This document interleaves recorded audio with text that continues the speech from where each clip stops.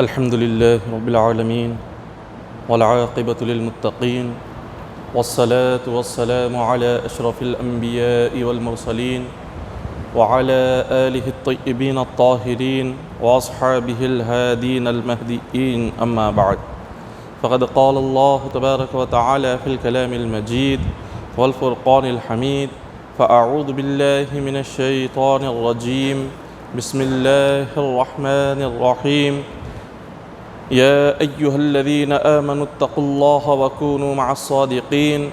صدق الله المولانا العظيم وصدق رسوله النبي الكريم المكين الأمين، ونحن على ذلك لمن الشاهدين والشاكرين، والحمد لله رب العالمين.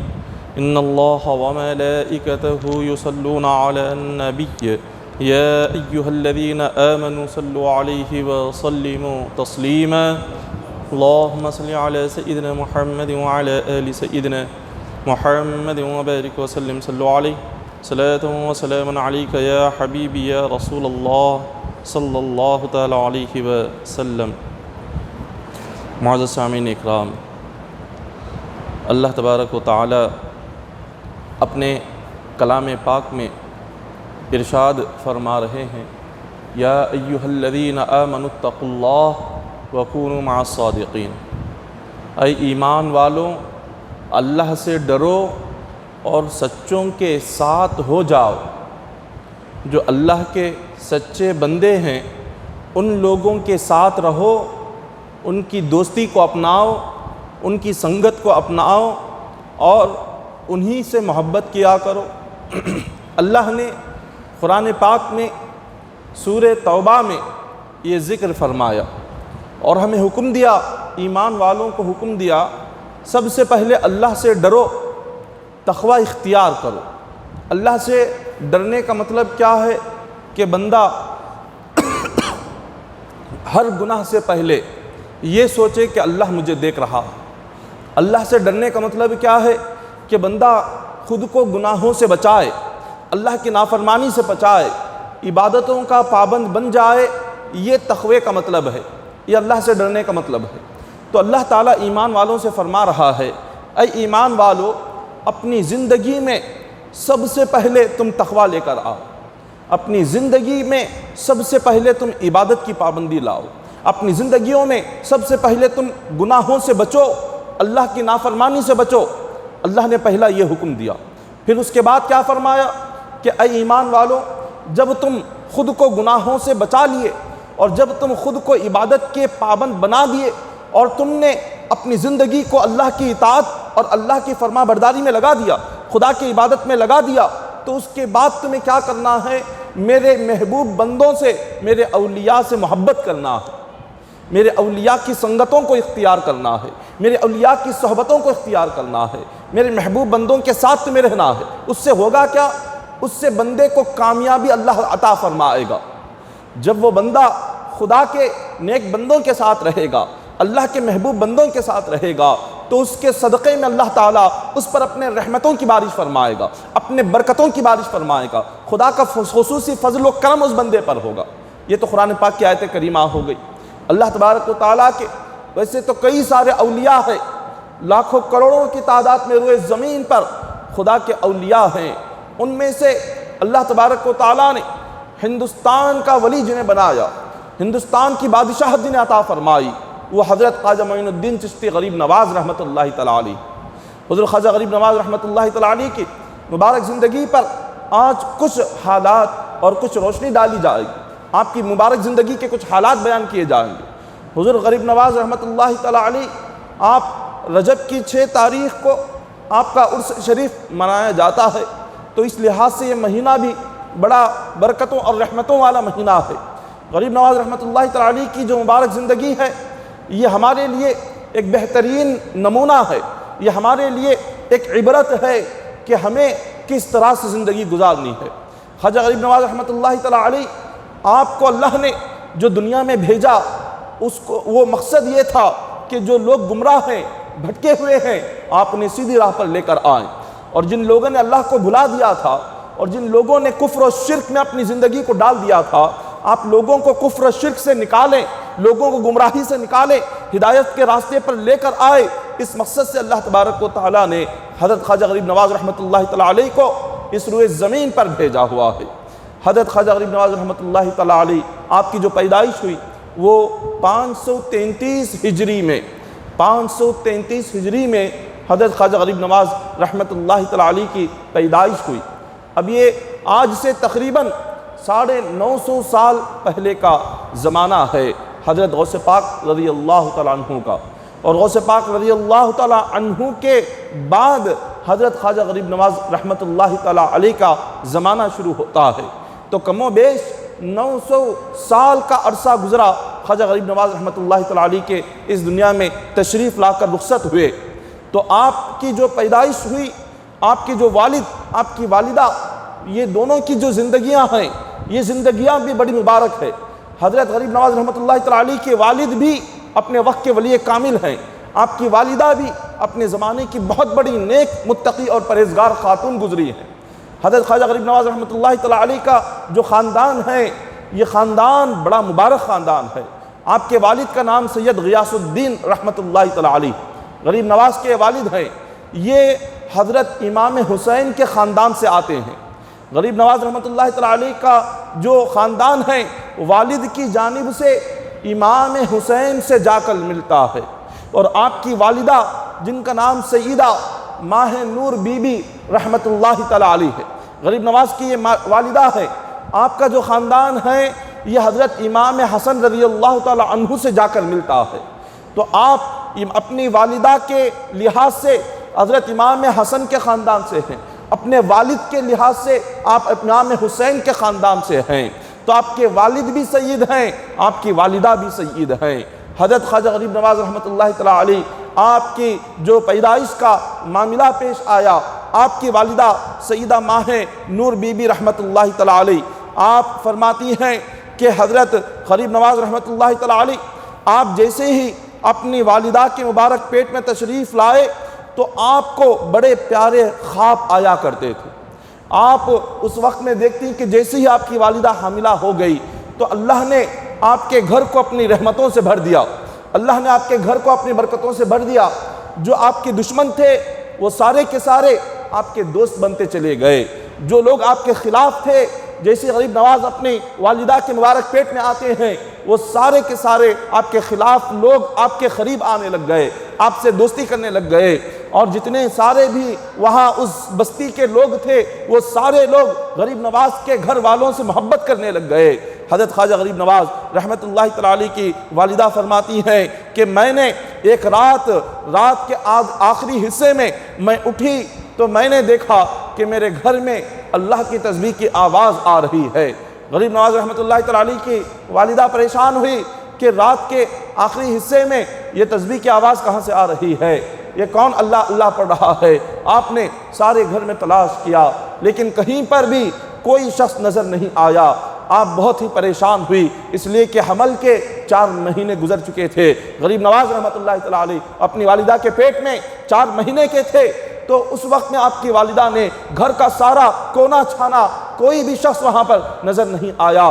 آپ گھبرا گئی، اللہ کی بارگاہ سے آواز آئی، اے سیدہ ماہ نور بی بی کیوں گھبرا رہی ہو؟ آپ نے زبان حال سے عرض کیا کہ مولا میرے گھر میں تیرے تسبیح کی آواز آ رہی ہے، ذکر کی آواز آ رہی ہے، مگر کرنے والا کوئی نظر نہیں آ رہا۔ بارگاہ خداوندی سے آواز آتی ہے، اے سیدہ ماہ نور بی بی یہ تسبیح کی آواز جو آ رہی ہے یہ تمہارے پیٹ میں جو بچہ ہے یہ بچہ معین الدین میری تسبیح بیان کر رہا ہے۔ غریب نواز رحمۃ اللہ تعالیٰ علیہ دنیا میں آنے سے پہلے ابھی اپنی والدہ کے مبارک پیٹ میں ہیں، 4 مہینے حمل کے گزرے ہوئے ہیں، اسی وقت سے اللہ کا ذکر کر رہے ہیں، اسی وقت سے اللہ کو راضی کرنے کی کوشش کر رہے ہیں، اللہ کی تسبیح بیان کر رہے ہیں۔ اللہ کے ولی ایسے ہوتے ہیں، اللہ کے محبوب بندے وہ دنیا میں آنے سے پہلے ہی اللہ کی عبادت شروع کر دیتے ہیں، اللہ کے محبوب بندے دنیا میں آنے سے پہلے اللہ کا ذکر شروع کر دیتے ہیں، اللہ کو یاد کرنا شروع کر دیتے ہیں، رب کو راضی کرنا شروع کر دیتے ہیں۔ یہ اللہ کے محبوب بندوں کی علامتیں ہوتی ہے، یہ اللہ تعالیٰ ہر ایک کو عطا نہیں فرماتا، خدا اپنے خاص بندوں کو ہی عطا فرماتا ہے۔ ولی کی نگاہ، اللہ نے ولی کی نگاہ میں اتنی تاثیر رکھی ہوئی ہے کہ ولی جب دنیا میں آ جاتے ہیں وہ زمین پر بیٹھ کر ساتوں آسمانوں کے حالات کو دیکھ رہے ہوتے ہیں۔ وہ رہتے تو زمین پر ہے مگر ان کی نظر ساتوں آسمانوں کے اوپر ہوتی ہے، عرش الہی پر ہوتی ہے، لوح محفوظ پر ہوتی ہے۔ وہ زمین پر بیٹھے بیٹھے لوح محفوظ پر دیکھ کر لوگوں کی تقدیروں کو بیان کر دیتے ہیں۔ اسی طرح حضرت شاہ ولی اللہ محدث دہلوی رحمۃ اللہ تعالی علیہ، آپ کی سیرت میں لکھا گیا ہے، آپ کے جو والد تھے حضرت عبد الرحیم رحمۃ اللہ تعالی علیہ، وہ فرماتے ہیں کہ جب حضرت شاہ ولی اللہ محدث دہلوی جب اپنی والدہ کے مبارک پیٹ میں تھے تو اس وقت میں آپ کے گھر میں ایک خاتون مانگنے کے لیے آئی۔ آپ کے والد نے دیکھا، حضرت شاہ عبد الرحیم رحمۃ اللہ تعالی علیہ نے دیکھا کہ خاتون مانگنے کے لیے آئی ہوئی ہے، تو آپ نے دیکھا گھر میں کئی ساری روٹیاں ہیں، آپ نے ایک روٹی کے 2 ٹکڑے کیے، آدھی روٹی آپ نے مانگنے والی اس خاتون کو دے دیا۔ وہ خاتون لے کر جا رہی تھی، دہلیز تک پہنچی، آپ نے اس کو آواز دیا، کہا کہ آپ دوبارہ آ جا۔ وہ خاتون آئی، آپ نے آدھی روٹی جو رکھی تھی وہ بھی اس کو دے دی۔ وہ خاتون جانے لگی، جب وہ دور جا رہی تھی تو آپ نے پھر اس کو آواز دیا، کہا کہ دوبارہ آؤ۔ وہ خاتون پھر سے دوبارہ آئی، آپ نے گھر میں جتنی روٹیاں رکھی ہوئی تھی وہ ساری روٹیاں اٹھائی اور اس خاتون کو دے دیا۔ اس خاتون نے ساری روٹیاں لے کر وہ چلی گئی۔ حضرت عبد الرحیم رحمۃ اللہ تعالی علیہ کی جو بیوی تھی انہوں نے پوچھا کہ یہ بات سمجھ نہیں آئی، آپ کو اگر ساری روٹیاں دینا ہی تھا اللہ کی راہ میں پہلے ہی ساری روٹیاں آپ دے دیتے، آپ نے پہلے آدھی روٹی دی، پھر اس کے بعد میں اور ایک آدھی روٹی دی اور بعد میں ساری روٹیاں آپ نے دے دی، یہ کیوں ہے؟ تو حضرت عبد الرحیم فرماتے ہیں جب میں نے آدھی روٹی دی تو تمہارے پیٹ میں جو لڑکا ولی اللہ ہے اس نے آواز دی کہ ابا حضور آدھی روٹی کیوں دے رہے ہو، جتنی روٹیاں رکھی ہیں ساری روٹیاں اللہ کی راہ میں خیرات کر دو۔ شاہ ولی اللہ محدث دہلوی تقریباً آج سے آپ کا زمانہ 350 سال پہلے کا ہے، دہلی میں جن کی مزار اقدس ہے یہ حضرت غریب نواز رحمۃ اللہ تعالی علیہ کے غلاموں میں آتے ہیں، غریب نواز رحمۃ اللہ تعالی علیہ کے مریدوں میں، آپ کے چاہنے والوں میں، آپ کے غلاموں میں آتے ہیں۔ جب غریب نواز کے غلاموں کا یہ حال ہے، اپنے ماں کے پیٹ میں رہ کر مانگنے والی کو دیکھ رہے ہیں تو غریب نواز کی شان کا کیا عالم ہوگا۔ اور غریب نواز رحمۃ اللہ تعالی علیہ یہ نہ کوئی نبی ہیں، نہ یہ رسول ہیں، نہ یہ صحابی ہیں، بلکہ یہ حضور کی امت کے ایک ولی ہے۔ سب سے اعلیٰ درجہ نبی کا ہوتا ہے اور نبی کے بعد صحابہ کا، صحابہ کے بعد تابعین کا، تبع تابعین کا، پھر اس کے بعد تمام لوگ آتے ہیں، اولیاء کا سلسلہ شروع ہوتا ہے۔ جب غریب نواز رحمۃ اللہ تعالی علیہ امت محمدیہ کے حضور کے عاشقوں میں آپ ایک ولی، اللہ نے جب آپ کو یہ مقام عطا فرمایا کہ آپ ماں کے پیٹ میں رہ کر ہر چیز کو دیکھ رہے ہیں، جب ولی کا یہ مقام ہے تو نبی کا کیا مقام ہوگا۔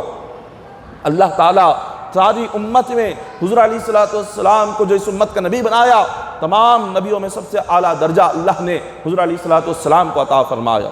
آقا علیہ السلام کی عظمتوں کو، حضور کے مقام و مرتبے کو، حضور کی فضیلتوں کو اگر ہمیں جاننا ہے، معلوم کرنا ہے تو اس امت محمدیہ کے اولیاء کی کرامتوں کو سن لے، امت محمدیہ کے اولیاء کی عظمتوں کو دیکھے، اس امت محمدیہ کے اولیاء کے مقام و مرتبے کو دیکھے۔ تو جب ہم اولیاء کی عظمتوں کو سنیں گے، جب ہم اولیاء کی کرامتوں کو سنیں گے، جب ہم اولیاء کے مقام و مرتبے کو سمجھیں گے تو ہمیں پتہ چلے گا کہ جس امت کے ولیوں کو اللہ نے یہ مقام عطا فرمایا تو اس امت کے نبی کو اللہ نے کیا مقام عطا کیا ہوگا۔ جب آپ نے یہ تو ذکر سن لیا، اب آقا علیہ السلام کی سیرت میں لکھا گیا کہ حضرت عباس رضی اللہ تعالیٰ عنہ روایت کرتے ہیں، یہ حضرت عباس رضی اللہ تعالیٰ عنہ ایک دن آقا علیہ السلام سے عرض کرتے ہیں کہ یا رسول اللہ صلی اللہ علیہ وسلم، بچپن میں نے کئی مرتبہ بچپن میں نے دیکھا کہ آپ اپنے گہوارے میں لیٹے ہوئے ہوتے تھے اور آپ مسکراتے ہوئے ہوتے تھے اور آپ اپنی انگلی سے اشارہ کر رہے ہوتے تھے۔ حضور مجھے یہ بات سمجھ نہیں آئی کہ آپ بچپن میں اپنی انگلی سے اشارہ کہاں کرتے تھے اور آپ مسکراتے تھے کس وجہ سے؟ حضور علیہ السلام فرماتے ہیں کہ عباس، جب میں اپنے گہوارے میں ہوتا اور جب میں رات کے وقت میں چاند کو دیکھتا تو میری انگلی کا اشارہ جہاں ہوتا چاند میری انگلی کے اشارے کو دیکھ کر وہاں پلٹ جاتا تھا۔ جب میں سیدھی جانب انگلی کرتا تو چاند سیدھی جانب آ جاتا، جب میں بائیں جانب اپنی انگلی کو پھیرتا تو چاند بائیں جانب آ جاتا تھا، میں جہاں انگلی پلٹاتا تھا چاند اس طرف پھر جاتا تھا۔ تو جب دیکھتا کہ چاند میری انگلی کے اشارے سے گھوم رہا ہے، اللہ نے اپنے نبی کے لیے چاند کو کھلونا بنا دیا تھا۔ حضور علیہ السلام اپنے گہوارے میں رہ کر چاند سے کھیلتے تھے، اور چاند سے کھیل کر آقا علیہ السلام اپنے دل کو بہلایا کرتے تھے۔ یہ اللہ نے حضور کو مقام و مرتبہ عطا فرمایا۔ حضرت خواجہ غریب نواز رحمۃ اللہ تعالیٰ علیہ، آپ جب اس دنیا میں آپ کی جب پیدائش کا وقت قریب آیا تو آپ کی والدہ فرماتی ہیں جب آپ دنیا میں تشریف لانے والے تھے تو اس وقت میں آپ کو تھوڑا سا درد محسوس ہوا، آپ کو بے ہوشی کی حالت طاری ہو گئی۔ آپ کی والدہ نے جب اپنی آنکھیں بند کی، جب غریب نواز رحمۃ اللہ تعالیٰ علیہ دنیا میں تشریف لائے تو آپ کی پیدائش کے بعد آپ کی والدہ نے اپنی آنکھیں کھول کر جب اپنے لخت جگر کو دیکھا تو آپ فرماتی ہیں میں کیا دیکھتی ہوں کہ میرا بیٹا جب دنیا میں آیا تو تنہا نہیں آیا، بلکہ اللہ نے میرے بیٹے کے ساتھ ایک ایسا نور بھیجا کہ اس نور کی روشنی میں سارا محلہ روشن ہو چکا تھا۔ غریب نواز کے ساتھ ایک ایسا نور نکلا کہ جس سے سارا محلہ سنجر روشن ہو گیا تھا، اتنا نور آپ کے ساتھ آیا ہوا تھا۔ یہ سنجر ایک مقام کا نام ہے، عراق اور ایران کے قریب ایک علاقہ ہے سنجر، وہاں پر غریب نواز رحمۃ اللہ تعالیٰ علیہ کی پیدائش ہوئی، وہاں پر آپ دنیا میں تشریف لائے، اور غوث پاک رضی اللہ تعالیٰ عنہ غریب نواز کے یہ رشتہ دار ہوتے ہیں، رشتے میں حضور غوث پاک ماموں ہوتے ہیں غریب نواز کے، اور غریب نواز بھانجے ہوتے ہیں حضور غوث پاک رضی اللہ تعالیٰ عنہ کے۔ تو جب آپ نے اپنی زندگی کی ابتدائی سفر غریب نواز نے شروع کیا، آپ کا جو بچپن تھا، غریب نواز کا بچپن عام بچوں کی طرح نہیں تھا۔ غریب نواز رحمۃ اللہ تعالیٰ علیہ، آپ نے جیسے ہی اپنے بچپن میں آپ نے بچوں کو دیکھا وہ کھیل رہے ہیں، آپ نے کھیلنا چھوڑ دیا اور اسی بچپن سے ہی اللہ کا ذکر کرنا شروع کر دیا۔ آپ بچپن کے وقت میں جس عمر میں بچے اپنی والدہ سے ضد کرتے ہوں، اپنی والدہ سے لاڑ پیار کرتے ہوں، کسی چیز کے لیے روتے ہو، کھیلتے ہو، غریب نواز رحمۃ اللہ تعالیٰ علیہ نے نہ کسی کھلونے کو لے کر آپ نے کھیلا، نہ کبھی آپ نے اپنی والدہ سے کسی چیز کے لیے آپ نے رویا، بلکہ جو روتا تھا غریب نواز رونے والے کو دیکھ کر بے چین ہو جاتے تھے۔ جو کوئی آپ کے سامنے روتا غریب نواز رحمۃ اللہ تعالیٰ علیہ کو وہ رونا برداشت نہیں ہوتا تھا۔ آپ کی سیرت میں لکھا گیا ہے کہ آپ کی والدہ رحمۃ اللہ تعالیٰ علیہ جب کبھی بھی آپ کو لے کر بیٹھتی، آپ کو دودھ پلاتی تو آپ کے محلے کی تمام عورتیں آ جاتی، اپنے اپنے بچوں کو لے کر غریب نواز رحمۃ اللہ تعالیٰ علیہ کے مکان میں جمع ہو جاتی اور اپنے بچوں کو غریب نواز کا چہرہ دکھاتی، غریب نواز کی زیارت کرواتی۔ آپ کے چہرے کی زیارت کے لیے بچپن سے ہی مائیں اپنے بچوں کو لا کر آپ کے گھر میں بیٹھ جاتی تھی۔ غریب نواز رحمۃ اللہ تعالیٰ علیہ خاموشی کے ساتھ اپنے ماں کی گود میں ہوتے اور دودھ پیتے رہتے، اور جب کسی بچے کی آپ رونے کی آواز کو سن لیتے تو فوراً اپنی والدہ کو اشارہ کرتے اور فرماتے کہ اے میری والدہ، یہ بچہ رو رہا ہے، اس کا رونا مجھ سے برداشت نہیں ہوتا، لہٰذا آپ مجھے دودھ نہ پلائیں، میں بھوکا رہنے کو تیار ہوں لیکن اپنے اس بھائی کے روتے ہوئے دیکھنے کو تیار نہیں۔ غریب نواز دودھ نہیں پیتے تھے، آپ اپنا دودھ پینا چھوڑ دیتے، آپ بھوکے رہتے، اور جو بچہ روتا ماں سے کہتے پہلے اس کو دودھ پلاؤ، اشارہ کر کے فرماتے۔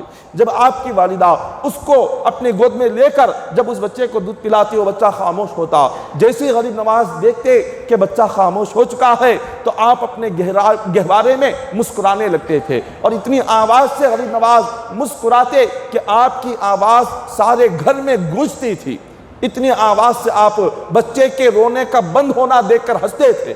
غریب نواز رحمۃ اللہ تعالیٰ علیہ کے بچپن کا عالم ہے، ابھی یہ دودھ پی رہے ہیں، جب آپ کے دودھ پیتے زمانے میں ہی آپ کسی دکھی دل کے انسان کو دیکھ نہیں سکتے، ایک رونے والے بچے کا رونا جب برداشت نہیں کر سکتے، تو آج آپ کی دربار میں جو کوئی غمگین انسان جب سچے دل سے رو کر اگر وہ وہاں دعا مانگے گا تو یقیناً حضرت غریب نواز رحمۃ اللہ تعالیٰ علیہ اس کی مدد فرمائیں گے۔ جب آپ بچپن میں ہی رونے والے کا رونا آپ نہیں دیکھ رہے ہیں تو آج آپ اپنے در پر آئے ہوئے غمگین انسان کو کیسے دیکھ سکتے ہیں؟ آج اپنے در پر آئے ہوئے ایک پریشان حال انسان کو کیسے دیکھ سکتے ہیں؟ آپ اپنے دربار میں آئے ہوئے ایک رونے والے انسان کا رونا کیسے برداشت کر سکتے ہیں؟ غریب نواز رحمۃ اللہ تعالیٰ علیہ کو اللہ تبارک و تعالیٰ نے جہاں کئی کرامتیں عطا فرمائی، وہیں پر اللہ نے آپ کو ایک نرم دل بھی عطا فرمایا۔ آپ اتنے رحم دل، اتنے نرم دل تھے غریب نواز رحمۃ اللہ تعالیٰ علیہ، جو کسی بھی شخص کو دیکھتے کہ وہ تھوڑا سا بھی اگر مجبور ہے تو غریب نواز رحمۃ اللہ تعالیٰ علیہ تڑپ جاتے تھے، آپ بے چین ہو جاتے تھے۔ کسی کا مجبوری کی حالت میں دیکھنا آپ کو برداشت نہیں ہوتا تھا۔ بھوکے کی بھوک کو دیکھتے آپ رونے لگ جاتے، پیاسے کی پیاس کو دیکھتے غریب نواز رونے لگ جاتے۔ ایک مرتبہ عید کا دن تھا، غریب نواز رحمۃ اللہ تعالیٰ علیہ عید کے دن آپ تمام اپنے گھر والوں کے ساتھ آپ تیار ہوئے۔ آپ کی عمر مبارک 10 سال کی تھی۔ آپ اپنے والد کے ساتھ تمام گھر کے محلے کے بچوں کے ساتھ آپ تیار ہوتے ہیں، عالی شان لباس پہنتے ہیں اور آپ عطر لگاتے ہیں۔ ہر طرف خوشیوں کا ماحول ہے۔ نماز عید ادا کرنے کے لیے عیدگاہ کی طرف غریب نواز رحمۃ اللہ تعالیٰ علیہ چلتے ہوئے آپ جا رہے ہیں۔ آپ کے ساتھ والد ہے۔ آپ نے ہر طرف دیکھا کہ شور ہے، ہر طرف آوازیں ہیں، لوگ عید کی خوشی میں ڈوبے ہوئے ہیں۔ اچانک غریب نواز رحمۃ اللہ تعالیٰ علیہ کی نظر سڑک کے کنارے پر کھڑے ہوئے ایک لڑکے پر پڑی جو نابینا تھا اور اس کے ہاتھ میں ایک چھڑی تھی اور اس کے جسم پر نہ کوئی لباس تھا، نہ اس کے بال بنے ہوئے تھے، بلکہ اس کے جسم پر پھٹا پرانا سا ایک لباس تھا۔ آپ نے جب وہ لباس دیکھا اور دیکھا کہ وہ عید کا دن ہے، وہ رو رہا ہے اور اس کے پیر میں کوئی جوتا بھی نہیں ہے، سر پر ٹوپی بھی نہیں ہے۔ غریب نواز رحمۃ اللہ تعالیٰ علیہ نماز عید کو جاتے جاتے آپ رک گئے، اپنے والد سے فرمایا اب تھوڑی دیر رکے، میں اس لڑکے سے کچھ بات کرنا چاہتا ہوں۔ غریب نواز رحمۃ اللہ تعالیٰ علیہ اس نابینا کے پاس جاتے ہیں اور اس سے پوچھتے ہیں کیا تجھے پتہ نہیں آج عید کا دن ہے؟ اس نے کہا ہاں مجھے پتہ ہے۔ آپ نے فرمایا کیا تجھے پتہ نہیں عید کے دن سارے لوگ غسل کرتے ہیں، نیا لباس پہنتے ہیں، سر پر ٹوپی پہنتے ہیں، پیروں میں نئے جوتے پہنتے ہیں اور جا کر نماز عید ادا کرتے ہیں، لیکن تو کیسا بندہ ہے، آج عید کے دن نہ تیرے چہرے پر خوشی نظر آ رہی ہے اور نہ تیرے جسم پر کوئی سفید نہ پاک اور صاف لباس نظر آ رہا ہے، نہ پیروں میں جوتے نظر آ رہے ہیں، نہ سر پر ٹوپی نظر آ رہی ہے، نہ عید کی خوشی تو منا رہا ہے۔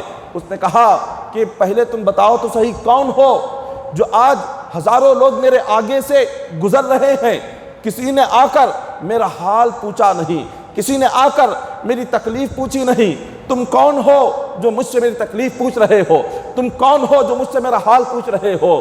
آپ نے جواب دیا کہ میرا نام حسن ہے، میرا نام حسن ہے، سید حسن میرے والد نے میرا نام رکھا ہے، اور میں تجھ سے تیری اس مجبوری کو دیکھ کر میرا دل برداشت نہیں کر پا رہا ہے، مجھے آگے بڑھنا، ایک قدم آگے بڑھانا میرا دل گوارا نہیں کر رہا، اسی لیے میں تجھ سے پوچھ رہا ہوں۔ اس نے کہا آج خوشی اس بندے کے لیے ہوتی ہے جس کے سر پر باپ کا سایہ ہو، آج جو بندہ اپنی زندگی میں جس کے سر پر ماں کا سایہ ہو وہ آج نیا لباس پہنے گا، جس کے بھائی بہن ہو وہ اپنے بالوں کو سنوارے گا، کنگھی کرے گا، جس کے رشتہ دار ہو وہ آج اس سے ملنے کو اس کے گھر پر آئیں گے، لیکن میں ایک ایسا یتیم، ایسا لاوارث ہوں، نہ والد کا سایہ میرے سر پر ہے، نہ والدہ کا سایہ میرے سر پر ہے، نہ میرے بھائی بہن ہے، نہ کوئی میرے رشتہ دار ہے، میرا کوئی روئے زمین پر نہیں ہے، اور جس کا کوئی نہ ہو اس کی عید ایسے ہی گزرتی ہے، جو یتیم ہو، لاوارث ہو، نہ والدین اس کے سر پر ہاتھ رکھے، نہ کوئی رشتہ دار اس کو دیکھے، نہ کوئی مسلمان اس کی مدد کے لیے آئے، اس کی عید ایسے ہی روتے ہوئے گزرتی ہے۔ غریب نواز رحمۃ اللہ تعالیٰ علیہ بے چین ہو گئے۔ آپ نے کہا جب تک میں تجھے والد کا پیار نہیں دلاتا، ماں کی محبت نہیں دلاتا، بھائی بہن کی محبت نہیں تجھے دلاتا، اس وقت تک میں نماز عید ادا نہیں کروں گا۔ آپ عیدگاہ سے جو جا رہے تھے واپس پلٹ گئے، آپ نے اس لڑکے کا ہاتھ پکڑا اور سیدھے اپنے گھر لے گئے، اپنی والدہ سے کہا کہ اے میری والدہ، حضور علیہ الصلوۃ والسلام کا تجھے واسطہ دیتا ہوں کہ تم بھی آقا علیہ الصلوۃ والسلام کے خاندان سے ہو، میں بھی اسی نبی کا نواسا ہوں۔ آج میں نے ایک بندے کو دیکھا ہے جو عید کے موقع پر رو رہا ہے، اس کی مجبوری نے میرے دل کو دہلا دیا، آج میں بے چین ہو گیا۔ میں نے وعدہ کیا ہے کہ جب تک اس کو ماں کا پیار نہیں دلاؤں گا اس وقت تک میں نماز عید ادا نہیں کروں گا۔ ماں نے پوچھا کہ بیٹا بتاؤ کہاں پر ہے؟ آپ کی ماں نے اس نابینا ایک یتیم اس بچے کو دیکھا، دیکھ کر کہا کہ بیٹا تو جس نبی کا نواسا ہے میں بھی اسی نبی کی نواسی ہوں، جیسے تو نے اس کو اپنا بھائی بنا دیا اسی طرح میں نے اس کو اپنا بیٹا بنا لیا ہے۔ غریب نواز رحمۃ اللہ تعالیٰ علیہ کی والدہ نے، آپ نے اس نابینا یتیم بچے کو اپنا بیٹا ہونے کا درجہ عطا فرمایا۔ آپ نے اپنے والد سید غیاث الدین سے فرمایا کہ میں نے اس سے وعدہ کیا ہے کہ اس کو والد کا پیار دلاؤں گا، ماں کی محبت تو اس کو دلا چکا، اب والد کا پیار میں دلانا چاہتا ہوں، لہٰذا آپ سے میری گزارش ہے کہ آپ اس کو والد کا پیار عطا کرے۔ سید غیاث الدین رحمۃ اللہ تعالیٰ علیہ فرماتے ہیں کہ بیٹا میں نے جس طرح تو میرا بیٹا ہے آج سے یہ بھی میرا بیٹا بن گیا ہے۔ غریب نواز رحمۃ اللہ تعالیٰ علیہ نے فرمایا کہ آج سے تو یتیم نہیں ہے، میری والدہ سیدہ ماہ نور بی بی کہ جس کا خاندان امام حسین سے جا کر ملتا ہے وہ تیری ماں ہے، اور میرے والد سید غیاث الدین جو امام حسن کے خاندان سے ہیں آج سے وہ تیرے والد ہے۔ اب تجھے بھائی کی کمی تھی، آج سے میں تیرا بھائی بن جاتا ہوں۔ غریب نواز نے اس کو اپنا بھائی بنا دیا۔ والدہ سے کہا جس طرح سے آج آپ نے مجھے تیار کیا، جس طرح سے آج آپ نے مجھے لباس پہنایا، غسل دلایا، میرے بالوں کو سنوارا، میرے لیے نئے جوتے لائے، وہ تمام چیزیں آپ اس بچے کے لیے بھی لے کر آؤ۔ جس طرح سے غریب نواز کے لیے ان کے والدین نے ساری چیزیں لا کر دی، یہ یتیم بچہ تھا، اس یتیم کے لیے وہی تمام لباس لایا گیا، وہی جوتے لائے گئے، نئے ٹوپی لائی گئی، اور اس کو ایسے تیار کیا گیا جب غریب نواز رحمۃ اللہ تعالیٰ علیہ اس کو لے کر جب آپ عید کی نماز کے لیے نکلے، لوگ دیکھ کر دنگ رہ گئے کہ ان دونوں میں کون ہے جو پہلے یہاں نابینا تھا؟ وہ نابینا کہاں گیا؟ وہ یتیم کہاں گیا؟ وہ لاوارث کہاں گیا جو سڑک کے کنارے پر کھڑا ہوتا تھا اور لوگوں سے مانگتا تھا، لوگ اس کے ہاتھ میں کچھ نہ کچھ دے کر جایا کرتے تھے؟ آج اس یتیم کو غریب نواز نے وہ مقام عطا فرما دیا کہ اس کو آپ نے بھائی بنا لیا، اس کو والد دے دیے، اس کو والدہ دے دیے۔ لوگوں نے یہ منظر دیکھا اور سب نے دیکھ کر دنگ رہ گئے۔ یہ غریب نواز کی مبارک زندگی ہے، آپ کا بچپن ہے۔ اولیاء کرام کی محبت جو ہمارے دلوں میں ہے اس محبت کے ساتھ ساتھ ہمیں عمل کرنا چاہیے۔ اولیاء کرام نے کبھی قرآن اور حدیث سے ہٹ کر کوئی کام نہیں کیا۔ غریب نواز کی مبارک زندگی، یہ بچپن کا جو واقعہ ہے، اس واقعے پر اگر ہم غور کرتے ہیں حضور کی ایک حدیث پاک یاد آتی ہے۔ حضور علیہ الصلوۃ والسلام نے فرمایا کہ تم میں سے کوئی بندہ اس وقت تک مومن نہیں بن سکتا جب تک کہ وہ اپنے لیے جو پسند کرتا ہے اپنے بھائی کے لیے جب تک وہ پسند نہیں کرے گا اس وقت تک وہ مومن نہیں بن سکتا۔ اگر سچا مومن، اگر کامل مومن بننا ہے، حضور نے فرمایا جو تم اپنے لیے چاہتے ہو، اپنے لیے جو پسند کرتے ہو، اپنے مومن بھائی کے لیے وہی پسند کرو۔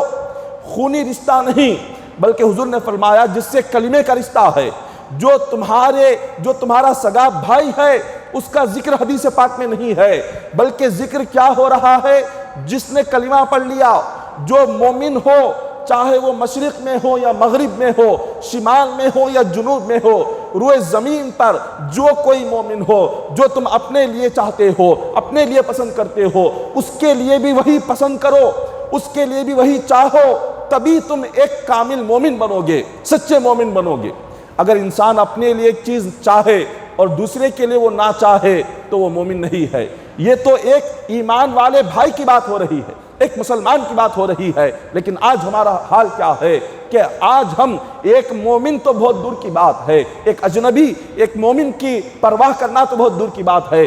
آج اپنا خود سگا بھائی ہو، ایک سگا بھائی اپنے دوسرے سگے بھائی کی ترقی سے حسد کرتا ہے، اپنے سگے بھائی کی ترقی برداشت نہیں ہوتی، اپنے بھائی کی عزت اس کو برداشت نہیں ہوتی، اپنے بھائی کی شہرت اس کو برداشت نہیں ہوتی، اپنے بھائی کا آگے بڑھنا اس کو برداشت نہیں ہوتا، اپنے بھائی کی تعلیم اس کو برداشت نہیں ہوتی۔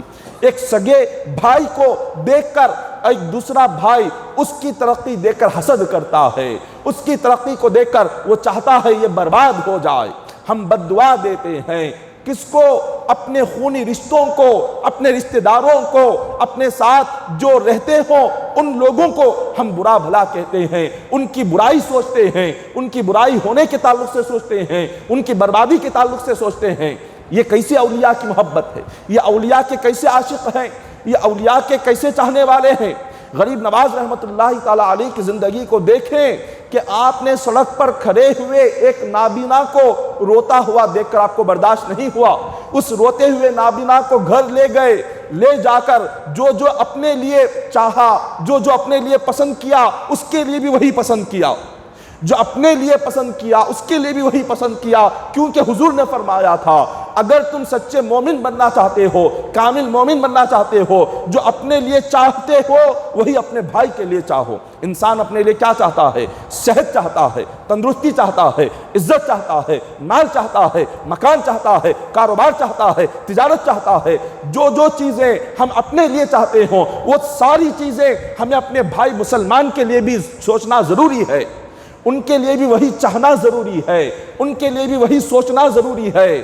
اور جس کے ذہن میں کسی دوسرے مومن کے لیے برائی آ گئی، کسی نے اگر کسی کا برا سوچا، حسد کیا، تو آپ یہ بات یاد رکھیں جس کا برا ہم سوچیں گے اس کا برا تو نہیں ہوتا، سوچنے والے کا خود برا ہوتا ہے، سوچنے والے کا خود برا ہوتا ہے۔ جس کے لیے ہم بربادی سوچتے ہیں، جس کے لیے ہم بربادی سوچیں وہ برباد نہیں ہوگا، سوچنے والا برباد ہو جائے گا۔ جس کو دیکھ کر ہم حسد کرتے ہیں، جس کی ترقی کو دیکھ کر ہم جلتے ہیں، ہمارے حسد سے، ہمارے جلنے سے سامنے والے کی ترقی رکتی نہیں، سامنے والے کا آگے بڑھنا رکتا نہیں، لیکن حسد کرنے والے کا یہ جو حسد ہے اس کو کبھی آگے بڑھنے نہیں دیتا۔ یہ جو حسد کرنے والا کبھی ترقی نہیں کر سکتا۔ حسد کرنے والا دنیا میں نہ آخرت میں نہ خبر میں اللہ کہیں پر کامیابی عطا نہیں فرماتا۔ اولیاء اکرام کی تعلیم، ان کی زندگیاں آپ دیکھیں، اولیاء اکرام نے ہمیشہ جب بھی کسی کا سوچا اچھا سوچا، جس شخص کا بھی کیا اچھا کیا، نہ کبھی کسی کا برا سوچا، نہ کبھی کسی کا برا کیا۔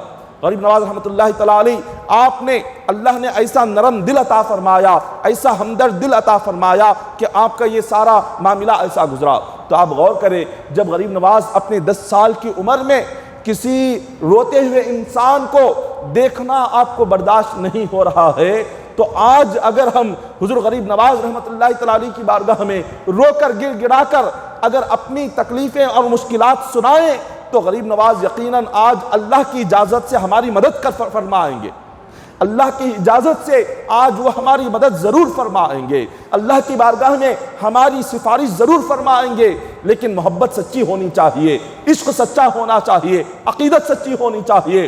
اگر سچی محبت، سچی عقیدت اور سچا عشق ہوتا کیا ہے؟ سچا عشق ہوتا کیا ہے؟ غریب نواز کی سچی محبت ہوتی کیا ہے؟ کہ ان کی تعلیم پر عمل کرنا، ان کی زندگی پر چلنا، ان کے نقش قدم پر چلنا، یہ سچی محبت ہے، یہ سچا عشق ہے کہ جب ہم جس ولی سے محبت کرے اس ولی کے نقش قدم پر چلے، جس ولی سے محبت کرے اس نبی کی زندگی کو اپنائے، اس ولی کی زندگی کو اپنائے، اس ولی کے طریقے کو اپنائے، یہ سچی محبت کی نشانی ہے۔ صرف زبان سے محبت کا نام لینا اور اس کے بعد نہ ان کی زندگی کا پتہ، نہ ان کی زندگی میں کیا تھا کچھ پتہ نہیں، غریب نواز رحمۃ اللہ تعالیٰ علیہ کا نام کیا ہے وہ تک معلوم نہیں، زندگیاں گزر جاتی ہے، ساری زندگیاں غریب نواز کی عشق اور محبت کا نام لے لے کر ہم گزار دیتے ہیں، اور کئی مرتبہ بارگاہ میں حاضری بھی ہو جاتی ہے، لیکن غریب نواز کی زندگی کیا تھی پتہ ہی نہیں ہوتا۔ آپ کے والد نے کیا نام رکھا، آپ کی ولادت کہاں ہوئی، پیدائش کہاں ہوئی، آپ وہاں سے یہاں کیسے پہنچے، کچھ پتہ نہیں ہوتا۔ ایسی جہالت آج ہمارے درمیان ہے۔ غریب نواز رحمۃ اللہ تعالیٰ علیہ کے والدین نے آپ کا جو نام رکھا پیدائش کے وقت میں سید حسن نام رکھا۔ غریب نواز کا اصل نام سید حسن ہے، اور معین الدین غریب نواز یہ جو لقب ہے، غریب نواز کو جو لقب ملا، یہ لقب کسی انسان کا دیا ہوا نہیں بلکہ اللہ کا دیا ہوا لقب غریب نواز ہے، اللہ کی بارگاہ سے لقب ملا ہوا ہے۔ یہ کس طرح؟ غریب نواز رحمۃ اللہ تعالیٰ علیہ نے جب عید کے دن اس یتیم اور لاوارث بچے کو جب آپ نے اپنے جیسا بنایا اور اپنے ساتھ لے کر نماز عید کے لیے جب عیدگاہ کی طرف چلے گئے، بارگاہ خداوندی سے غیب سے آواز آئی کہ اے حسن، تم نے میرے ایک مجبور بندے کی ایسی مدد کی ہے، آج سے ہم تمہیں غریب نواز کا لقب عطا فرماتے ہیں۔ رب کی بارگاہ سے غریب نواز کا لقب آپ کو ملا۔ غریب نواز کا مطلب کیا ہوتا ہے؟ غریب نواز کا مطلب ہوتا ہے غریبوں کو دینے والے، مجبوروں کی مدد کرنے والے، یتیموں پر رحم کرنے والے، یہ غریب نواز کا مطلب ہے۔ تو یہ لقب ملا اللہ کی بارگاہ سے۔ والدین نے تو نام صرف سید حسن رکھا ہوا تھا۔ حضرت خواجہ غریب نواز رحمۃ اللہ تعالیٰ علیہ کی عمر جب 10 سال سے ہوتے ہوئے 14 سال تک آپ کی عمر پہنچی، 14 سال کی عمر میں آپ کے والد دنیا سے پردہ فرما گئے۔ اللہ تبارک و تعالیٰ جب کسی کو بہت بلند مقام عطا کرنا چاہتا ہے تو بچپن میں ہی ان کے والد کا انتقال فرما دیتا ہے۔ حضور علیہ السلام کے والد گرامی، ابھی حضور علیہ السلام کی پیدائش ہی نہیں ہوئی، اس سے پہلے آقا علیہ السلام کے والد پردہ فرما گئے۔ فرشتوں نے عرض کیا کہ مولا، ساری امت کے نبی، تمام انبیاء میں جن کا مقام سب سے اعلیٰ ہو، اب وہ نبی یتیم ہو گئے۔ اللہ تبارک و تعالیٰ نے فرمایا وہ یتیم نہیں ہوئے، بلکہ میں اپنے مصطفیٰ کو خود تربیت اور پرورش کرنا چاہتا ہوں۔ میں خود اپنے نبی کی پرورش کرنا چاہتا ہوں، میں خود اپنے نبی کی تربیت کرنا چاہتا ہوں۔ تو اللہ تبارک و تعالیٰ نے حضور علیہ السلام کو اپنی تربیت اور پرورش میں مولا نے حضور کو ساری زندگی رکھا۔ اسی طرح غوث پاک رضی اللہ تعالیٰ عنہ کی زندگی کو دیکھیں۔ حضور غوث پاک رضی اللہ تعالیٰ عنہ کے والد گرامی کا بھی جو انتقال ہوا، آپ بچپن میں ہی تھے، آپ کے والد دنیا سے پردہ فرما گئے۔ غریب نواز رحمۃ اللہ تعالیٰ علیہ کی عمر بھی 14 سال کی ہوئی۔ 14 سال کی عمر میں آپ کے والد دنیا سے پردہ فرما گئے۔ اللہ تبارک و تعالیٰ اپنے چند خاص بندوں کے لیے خدا نے یہ ایک قانون رکھا ہوا ہے کہ اللہ تعالیٰ خود ان کی تربیت فرماتا ہے، خود اللہ انہیں اپنی آغوش رحمت میں رکھتا ہے، خود اللہ ان پر ساری زندگی نظر کرم فرماتا ہے۔ تو غریب نواز رحمۃ اللہ تعالیٰ علیہ نے دیکھا اب 14 سال کی عمر میں والد پردہ فرما گئے، گھر کی جو ذمہ داری تھی وہ خواجہ غریب نواز رحمۃ اللہ تعالیٰ علیہ کے کاندھوں پر آ گئی۔ والد نے وراثت میں جو رکھا تھا، ایک باغ رکھا تھا، ایک بہترین باغ تھا جس کے پھل جو آتے تھے ان پھلوں کی آمدنی سے غریب نواز رحمۃ اللہ تعالیٰ علیہ اپنا گھر کا گزارا کیا کرتے تھے۔ آپ صبح کے وقت میں اپنے باغ میں جاتے، باغ کے درختوں کی نگرانی کرتے، وہاں پر پانی دیتے، جو پھل ہوتے پھلوں کو توڑتے، شام تک ان پھلوں کو بیچ کر جتنی آمدنی ہوتی غریب نواز رحمۃ اللہ تعالیٰ علیہ اس کے 2 حصے کرتے۔ ایک حصہ اپنی والدہ کو دے دیتے اور ایک حصہ غریبوں میں خیرات کرتے، اپنے لیے کچھ جمع کر نہیں رکھتے تھے۔ اولیاء کی تعلیم دیکھے، اولیاء کی زندگی کو دیکھے، اپنے لیے یا آنے والے کل کے لیے سوچ کر کچھ جمایا نہیں۔ آپ کے پاس اتنا بڑا باغ تھا، باغ کی آمدنی بھی بہت زیادہ تھی، چاہتے تو اپنے لیے آنے والے کل کے لیے کچھ سوچ کر جمع کر سکتے تھے غریب نواز، ساری ذمہ داری تو آپ کی ہی تھی، مگر آپ نے ایسا نہیں کیا، کیونکہ اللہ والے جو اپنی زندگی گزارتے ہیں وہ نہ باغ کے بھروسے پر اپنی زندگی گزارتے ہیں، نہ تجارت کے بھروسے پر اپنی زندگی گزارتے ہیں، نہ مال و دولت کے بھروسے پر زندگی گزارتے ہیں۔ اللہ کے ولی جو اپنی زندگی گزارتے ہیں وہ اللہ پر بھروسہ کر کے زندگی گزارتے ہیں، ان کا یقین اللہ پر ہوتا ہے، ان کا بھروسہ اللہ پر ہوتا ہے، وہ روزی کے پیچھے بھاگتے نہیں بلکہ اولیاء کے پیچھے روزی بھاگتی ہے، رزق اولیاء کے پیچھے آتا ہے، کیونکہ ان کا یقین اللہ پر اتنا مضبوط ہوتا ہے۔ ہمارا یقین چونکہ اللہ پر مضبوط نہیں، ہمارا یقین اللہ تبارک و تعالیٰ پر کمزور ہے، ہمارا ایمان اللہ پر کمزور ہے، اسی لیے ہم 10 سال کا آگے کا سوچتے ہیں، ہم 50 سال آگے کا سوچتے ہیں۔ ابھی بچہ پیدا نہیں ہوا، اس کی شادی کا آج سے ہی ہم سوچنا شروع کر دیتے ہیں۔ ابھی لڑکی پیدا ہوئی نہیں، ہم اسی وقت سے اب اس لڑکی کے لیے جمانا شروع کر دیتے ہیں۔ کیوں؟ اللہ پر یقین نہیں ہے، اللہ کی ذات پر بھروسہ نہیں ہے۔ اسی کمزور ایمان کی وجہ سے آج نہ ہماری کمائی میں برکت ہے، نہ آج ہماری تجارت میں برکت ہے، نہ آج ہمارے رزق میں برکت ہے، نہ آج ہماری زندگی میں برکت ہے۔ سکون ختم ہو گیا، سکون زندگی کا ختم ہو گیا، یہ سوچتے سوچتے کہ مجھے آگے کیا کرنا ہے، یہ سوچتے سوچتے مجھے بچوں کے لیے جمانا ہے، یہ سوچتے سوچتے کہ مجھے اولاد کے لیے کمانا ہے، یہ سوچتے سوچتے کہ مجھے اپنے پیٹ کے لیے کیا کرنا ہے، کتنا جمانا ہے، اس سے زندگی کا سکون ختم ہو گیا۔ لیکن اولیاء کا ایسا نہیں ہوتا، اولیاء بھوکے رہتے ہیں، وہ زمین پر سوتے ہیں مگر اللہ ان کے سکون کی نیند عطا فرماتا ہے، سکون کی زندگی عطا فرماتا ہے۔ حضرت ابراہیم بن ادھم رحمۃ اللہ تعالیٰ علیہ اپنے وقت کے ولی کامل گزرے ہیں۔ حضرت ابراہیم بن ادھم کی مبارک زندگی میں بیان کیا گیا، آپ اپنے محل کے چھت پر کھڑے ہو کر آپ نے دیکھا کہ ایک شخص اپنے سر کے نیچے اینٹ رکھا ہوا ہے اور ایک سوکھی روٹی پانی میں ڈبو کر نمک سے کھا رہا ہے، اور ایک ٹاٹ کا بستر نیچے ہے اور ایک ٹاٹ اس کے جسم کے اوپر ہے، اس کو اوڑھ کر اس نے سو گیا۔ جب وہ نیند سے بیدار ہوا تو ابراہیم بن ادھم بادشاہ وقت تھے، آپ نے اس کو محل میں بلایا، وہ شخص آپ کے پاس آ گیا، آپ نے فرمایا میں نے تجھ کو دیکھا کہ تو نے اپنے سر کے نیچے ایک اینٹ رکھ کر تو سویا ہوا تھا، اور تیرے نیچے بھی ٹاٹ تھا، تیرے جسم پر بھی ٹاٹ تھا، اور روکھی سوکھی روٹی کو پانی اور نمک سے تو نے کھایا، کیا تیرا پیٹ بھرا؟ کیا تجھے نیند آئی؟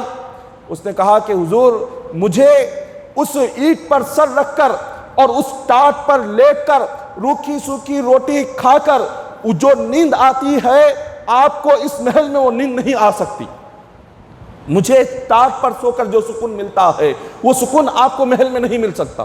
آپ نے پوچھا وہ کیسے؟ تو اس نے کہا آپ کو اپنی سلطنت، اپنی تمام رعایا اور اپنی ساری سلطنت کے لوگوں کے تعلق سے، اپنے خزانوں کے تعلق سے اتنی فکر، اتنی سوچ ہوتی ہے، نہ آپ کو سکون سے جینے دیتی ہے، نہ آپ کو سکون سے کھانے دیتی ہے۔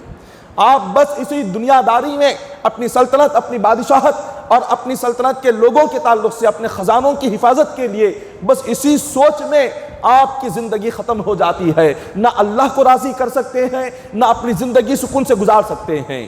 تو یہ معاملہ آج ہمارے زندگیوں میں نظر آتا ہے۔ اللہ تبارک و تعالیٰ جتنی روزی دے انسان کو اس سے بڑھ کر حرص چاہیے، یہ حرص سکون چھین لیتی ہے۔ جب حرص انسان میں آ جاتا ہے اس کا سکون ختم ہو جاتا ہے، اس کی نیند ختم ہو جاتی ہے، اس کی صحت ختم ہو جاتی ہے، تندرستی ختم ہو جاتی ہے۔ اولیاء کرام کی زندگی کو دیکھیں، کیا سکون کی زندگی ہوتی تھی۔ وہ جنگلوں میں جاتے تھے، نہ کوئی مددگار، نہ کوئی دوست، نہ کوئی رشتہ دار، جنگلات میں۔ غریب نواز رحمۃ اللہ تعالیٰ علیہ کی کئی سالوں تک آپ نے جو زندگی گزاری جنگلات میں گزاری، جنگلات میں رہتے، مگر سحری کے وقت میں 2 کھجور کھاتے، افطاری کے وقت میں 2 کھجور کھاتے، مگر سکون سے ساری زندگی گزار دیتے۔ اللہ کو بھی راضی کیا، دین کی خدمت بھی کی، 90 لاکھ کافروں کو اسلام بھی قبول کروایا، یہ ساری چیزیں ہو گئی۔ کیوں؟ اللہ کی ذات پر یقین تھا، حرص نہیں تھی، لالچ نہیں تھا، دنیا کی مال و دولت کی ہوس نہیں تھی۔ تو اللہ تبارک و تعالیٰ اس بندے کو جس کے دل میں حرص نہ ہو، دین اور دنیا اس کی دونوں کامیاب ہو جاتی ہے۔ خواجہ غریب نواز رحمۃ اللہ تعالیٰ علیہ کا جو چھوٹا سا باغ تھا، آپ نے اس باغ کے ساتھ بھی یہی آپ کا معاملہ تھا۔ آپ اپنی کمائی کے 2 حصے کرتے، اور ایک حصہ ہر دن کا جو ایک حصہ ہوتا غریبوں مسکینوں میں باہر خیرات کر دیتے، جو آدھا حصہ رہتا لے جا کر اپنی والدہ کے خدموں میں رکھ دیتے۔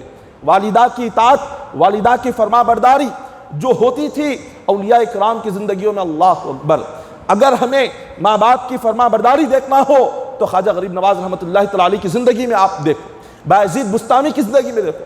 حضرت بایزید بستامی رضی اللہ تعالیٰ عنہ جو وقت کے ولی کامل گزرے ہیں، حضرت بایزید بستامی کی والدہ نے آپ سے ایک مرتبہ پانی مانگا، آپ پانی لے کر آئے، اس وقت تک آپ کی والدہ سو گئی تھی، آرام کرنے لگ گئی۔ تو جب صبح ہوئی، والدہ نے آنکھ کھولا، حضرت بایزید بستامی پانی کا پیالہ لے کر اپنی والدہ کے پاس اسی طرح کھڑے ہوئے تھے۔ ماں نے پوچھا کہ بیٹا کیا تم سوئے نہیں؟ فرمایا کہ اے میری والدہ، آپ نے حکم دیا تھا کہ پانی کا پیالہ لاؤ، اگر میں سو جاتا، اگر رات میں آپ پانی مانگتی میں نہیں ہوتا تو اللہ میرے سے ناراض ہو جاتا۔ جس وقت میں آپ کو پیاس لگے اور میں نہ ہوں، پانی نہ ہو، تو آپ کہیں اللہ ناراض نہ ہو جائے۔ اور آپ نے مجھے کہا بھی نہیں کہ جا کر سو جاؤ، آپ نے پانی مانگ کر آپ سو گئے، اور میں اسی انتظار میں تھا کہ کب آپ آنکھ کھولیں گی اور مجھ سے پانی مانگیں گی، میں آپ کو پانی پلاؤں گا۔ اسی انتظار میں ساری رات گزر گئی۔ اللہ تبارک و تعالیٰ کو یہ ماں کی خدمت اتنی پسند آ گئی کہ مولا نے آپ کو سلطان الاولیاء بنا دیا، اولیاء کا سلطان، اولیاء کا بادشاہ آپ کو بنا دیا۔ یہ والدہ کی خدمت کا اثر ہے۔ ہر ولی کی زندگی میں دیکھے کہ آپ ہر ولی نے اپنے والدہ کی خدمت کی، اللہ نے درجات بلند کر دیے۔ ہم اولیاء کرام کے نام پر فاتحہ خوانی کرتے ہیں، بارگاہ اولیاء میں جا کر ہم دعائیں مانگتے ہیں، یقیناً مانگے بہتر ہے، لیکن جو دعا آپ ماں کے قدموں کو پکڑ کر مانگے، اللہ تعالیٰ اس دعا کو فوراً قبول فرمائے گا۔ بارگاہ اولیاء میں اولیاء علماء سے آپ جا کر دعا کی درخواست کرتے ہیں، ائمہ حفاظ سے دعا کی درخواست کرتے ہیں، ارے ہر بندے کے ولی تو گھر میں موجود ہے، ہر بندے کا جو ولی ہے یہ والدین ان کے اولیاء ہے، والدین ہر بندے کے ماں باپ اولیاء ہیں، جو آپ اولیاء کی بارگاہ میں جا کر دعا کرتے ہیں اس سے جلد دعا قبول ہوگی، ماں باپ کے قدموں کو پکڑ کر دعا مانگے۔ ایک شخص کا واقعہ آتا ہے تاریخ میں کہ ایک شخص جو بہت ہی گناہگار تھا، وہ بہت عبادتوں کی پابندی اتنی نہیں تھی، وہ کہتا ہے میں اللہ سے جو بھی مانگتا اللہ مجھے فوراً عطا کر دیتا تھا، جو مانگتا اللہ عطا کر دیتا، جو دعا کرتا دعا قبول ہو جاتی۔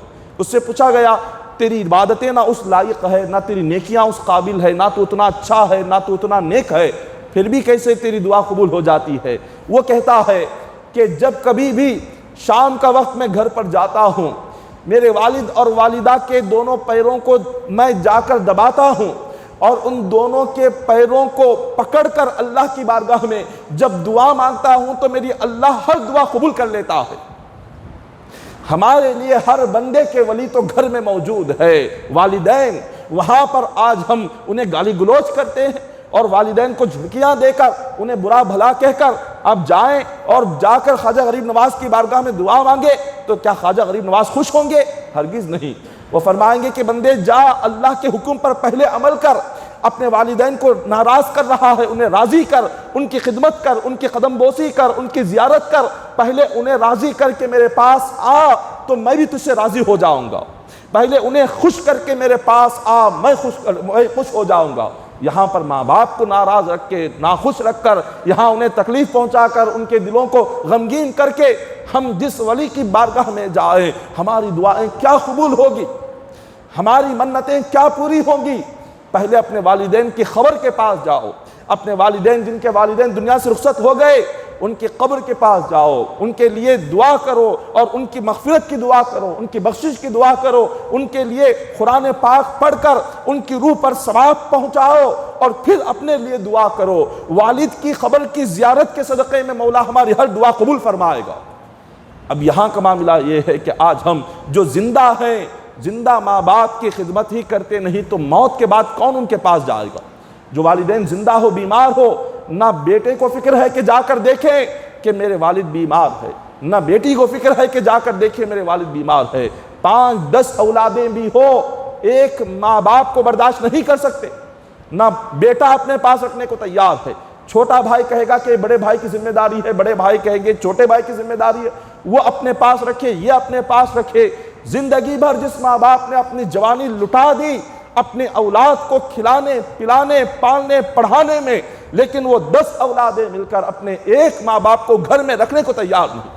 مکان عالی شان بن جاتا ہے، ماں باپ ٹاٹ کا پیون نظر آتے ہیں مکان میں رکھنے کے لیے، ماں باپ ان کے لیے ایک بوجھ بن جاتے ہیں مکان میں رکھنے کے لیے، کیونکہ مکان عالی شان بن گیا ہے۔ اب نہ چھوٹا بھائی رکھنے کو تیار، نہ بڑا بھائی رکھنے کو تیار۔ کتنے ایسے والدین ہیں جو روتے ہیں اپنے اولاد کے سلوک کو دیکھ کر اور پھر بھی دعویٰ کرتے ہیں کہ ہم اولیاء کے چاہنے والے ہیں، پھر بھی دعویٰ ہے کہ غریب نواز کے چاہنے والے ہیں، پھر بھی ہم دعویٰ کرتے ہیں کہ غریب نواز کے نام پر ہر سال ہم چھٹی شریف کی فاتحہ دلاتے ہیں، 11ویں شریف کرتے ہیں۔ ارے یہ اولیاء کیا ہماری اس نذرانے سے خوش ہوں گے، ہماری اس محبت سے خوش ہوں گے؟ ہرگز نہیں۔ وہ کہیں گے کہ اے بندے پہلے ہماری زندگی کو دیکھ، ہماری زندگی پڑھ، ہم نے کیا عمل کر کے دکھایا، پہلے تو وہ عمل کر لے، اس کے بعد یہاں آنے کی ضرورت نہیں، ہم خود تجھ سے خوش ہو جائیں گے، ہم خود راضی ہو جائیں گے۔ تو اللہ تبارک و تعالیٰ اولیاء کرام کی زندگی کو ہمارے لیے ایک نمونہ بنایا۔ قرآن پاک میں کیا فرمایا؟ یا ایھا الذین آمنوا اتقوا اللہ وکونوا مع الصادقین، اے ایمان والو تم اللہ سے ڈرو اور میرے محبوب بندوں کے ساتھ ہو جاؤ۔ میرے جو سچے بندے ہیں، میرے جو محبوب بندے ہیں، اولیاء ہیں، ان کی صحبت کو اختیار کرو، ان کی دوستی کو اختیار کرو، ان سے محبت کرو، ان کی زندگی کو دیکھو، انہوں نے جیسے زندگی گزاری تم بھی نقش قدم پر چلو۔ یہ اللہ نے قرآن پاک میں فرمایا، ان کے نقش قدم پر چلو تم بھی کامیاب ہو جاؤ گی۔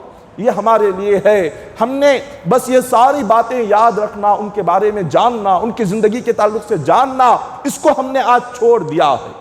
اس کو ہم نے چھوڑ دیا، بس ایک دن ان کے نام سے فاتحہ خوانی کر کے ہم نے لوگوں میں تقسیم کر دی شیرنی، اور ایک ضیافت رکھ دی، اور ضیافت رکھ کر ہم نے 200-300 لوگوں کو کھلا دیا، اور ہم نے یہ سمجھا کہ چلو میں اولیاء کا سب سے بڑا عاشق ہوں اس لیے کہ میں نے بڑی دعوت رکھ دی ہے۔ نہیں، اولیاء کا عشق، اولیاء کی محبت تبھی مکمل ہو سکتی ہے جب ہم اپنی عملی زندگی میں اس کو لا کر عمل کریں گے۔ عمل سب سے پہلے لانا چاہیے، عمل سب سے پہلے ہونا چاہیے۔ حضرت خواجہ غریب نواز رحمۃ اللہ تعالیٰ علیہ نے کیا کیا، اپنا جو باغ تھا وہ اس باغ کو آپ نے ایک دن دیکھا کہ اس باغ میں رہتے رہتے آپ کو بے چینی ہو رہی تھی۔ آپ نے والدہ سے اجازت لی، کہا میں اس باغ کو بیچنا چاہتا ہوں، اگر آپ کی اجازت ہو تو اس باغ کو بیچوں گا اور علم دین حاصل کرنے کے لیے نکلوں گا۔ اب 15 سال کی عمر ہو گئی تھی، 1 سال باغ کی خدمت کی، اب دل میں یہ خیال ہو رہا تھا کہ نہیں، اب مجھے یہاں رہنا نہیں ہے، مجھے علم حاصل کرنا ہے، مجھے دین کی خدمت کرنا ہے، مجھے بھٹکے ہوئے لوگوں کو اللہ کی راہ پر لانا ہے۔ جب یہ خیال آ گیا، والدہ سے اجازت لیتے ہیں، فرماتے ہیں آپ مجھے اجازت دیجئے کہ میں علم دین سیکھنے کے لیے جانا چاہتا ہوں۔ اب آپ کی والدہ بوڑھی ہیں، اب ایک باغ ہے، اب آمدنی کا ذریعہ وہی ہے، نوجوان بیٹا ہے، اب یہ سب کچھ چھوڑ کر جانے کے لیے کہتا ہے۔ لیکن اس دور کی مائیں بھی کتنی نیک تھی، آپ کی والدہ فرماتی ہیں کہ بیٹا جب تو علم دین سیکھنے کے لیے جانا چاہتا ہے میں تجھے کیسے روک سکتی ہوں، میرے لیے اجازت ہے، اور میں خوش ہوں کہ اللہ نے اپنے دین کی خدمت کے لیے تجھے چن لیا ہے، خدا نے اپنے دین کی خدمت کے لیے تجھے چن لیا، اب میری جانب سے اجازت ہے، تم علم دین سیکھنے کے لیے جا سکتے ہو۔ والدہ کی طرف سے اجازت مل گئی۔ غریب نواز نے کیا کیا، اجازت ملنا ہی تھا، آپ نے اس باغ کو بیچا، اس کی جتنی رقم آئی اس رقم کو بھی 2 حصوں میں تقسیم کیا، ایک اپنی والدہ کی خدمت میں لے جا کر ایک حصہ دے دیا اس رقم کا، اور آدھا جو حصہ تھا غریبوں فقیروں میں خیرات کیا، اپنے لیے کچھ نہیں رکھا، اپنے لیے بھی آپ نے کچھ نہیں رکھا، سب کچھ اللہ کی راہ میں دے کر، والدہ کی خدمت میں دے کر، اب یہاں سے آپ اپنے مقام سے آپ سیدھے چلے جاتے ہیں علم دین سیکھنے کے لیے۔